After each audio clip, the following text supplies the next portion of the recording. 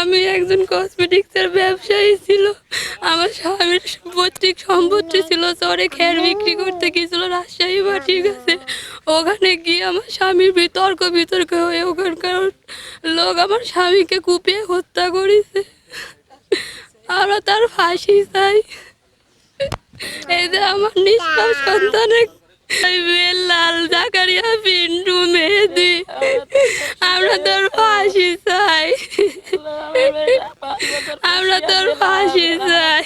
আমার স্বামী একজন খুবই ভালো মানুষ ছিল।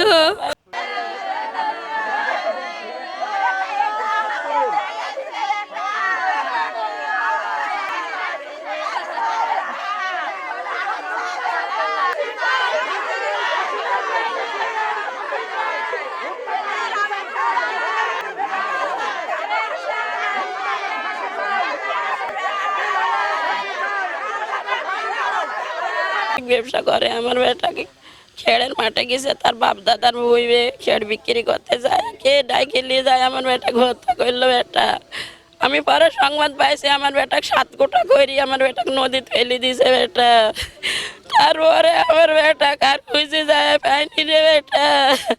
তারপরে দিনকে আমার বেটা নদীর দিনে খুঁজি আমার বেটারা তুলি নিয়ে এসে বেটা গো। এখন তোকে আমি জানি আমার বেটা কে ডাকিছে, আমি তো জানি নি বেটা গো।